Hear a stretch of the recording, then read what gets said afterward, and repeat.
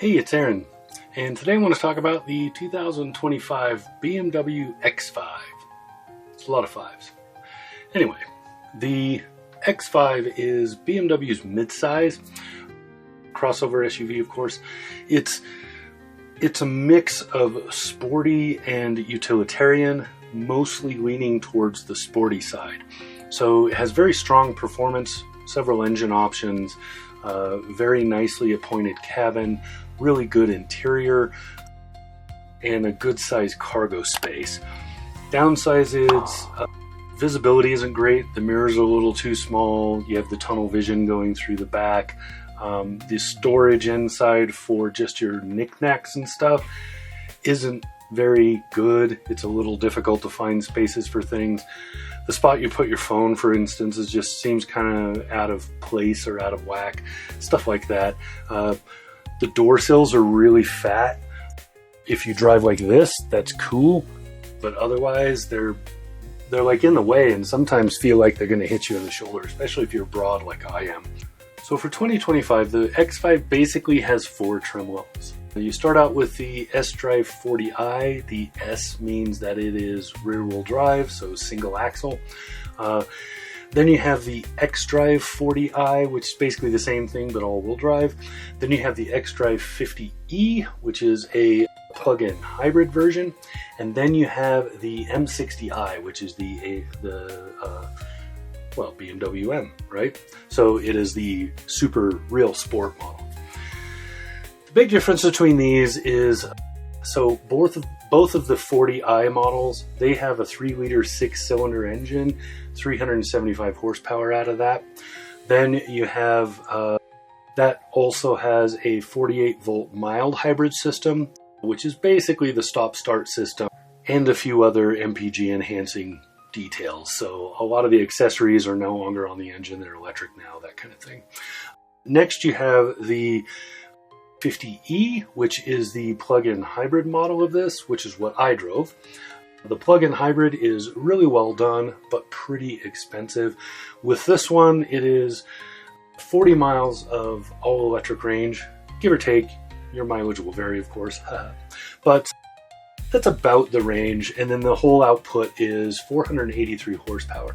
Now, because it is electric horsepower for a good portion of that, you don't have a turbo lag like you do with the 40i models. So there's no wait for the engine to get up there. The electrics do it, the engine kicks in, everybody's happy.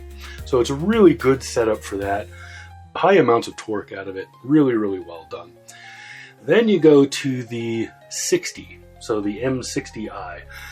This is a 4.4 liter V8, which is crazy. It's super nuts. 523 horsepower out of that. This car is almost too small for that engine, really. But again, 48-volt mild hybrid on that, and yeah, ridiculous 0 to 60s, lots of great pipe noise, all that good stuff that you get with a V8. So those are basically your options. Starting price here is about 67.5. I believe, and then to get to the plug-in hybrid that I drove, it's about 75, and then to get into that M60, you're over $90,000, pretty close to 92. So there's your price range for this thing. I think most people are probably going to buy the X-Drive 40i, so that's about $70,000 right there, plus some delivery, and that will get you pretty much everything you want. You have all-wheel drive, you have that 3-liter Turbo 6, and the mild hybrid system. It's a pretty good setup. If you really want the fuel economy, though, you're going to have to spend that money and spend the extra $5,000 or so and get the X-Drive. So the X-Drive 50e is all-wheel drive by default. There is no 2-wheel drive option.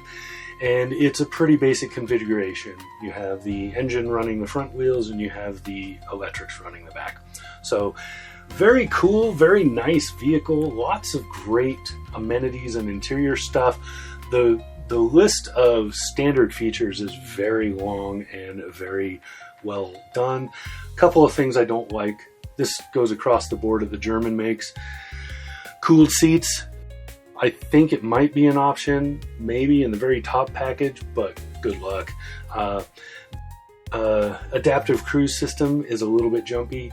It will try to accelerate faster than you would expect it to, and you may not be clear of the obstacles when it starts to do that. So you have to kind of keep an eye out for that.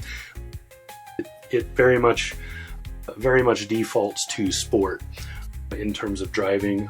All the leather, as far as I know, for this is synthetic, not real. There could be an exception that I didn't see, but that's as far as I can tell. That is part of BMW's push to go towards renewables on everything. Also, 3-zone climate is standard, which is a really big deal. Especially in the luxury market here, usually that's an upgrade requirement. So lots of neat little things. The infotainment system takes a minute to get used to. BMW has been slowly working on that. They're not at the level of Mercedes when it comes to just talking to it, but they're getting very close. Most of their problems that I can tell from a technology side are overuse of the cloud rather than having things built into the system. Also, there have been complaints from consumers that when they buy some of these BMW vehicles, and those vehicles, their initial year or whatever lapses, they start getting charged subscriptions for a bunch of things like the heated seats and stuff. So watch your paperwork when you buy one of these. As far as I know, BMW's been nixing that. They've been getting rid of most of that idea because it's just a source of consumer complaint, but be aware of it. Other than that, great vehicle. I really like the X5. It's really well done if you want a sporty large crossover. So if you're looking for something in that mid-size category and you want something that drives really, really well, here you go. All right, I think that's it. That's what I got. The 2025 BMW X5. This is Aaron. Talk to you again soon.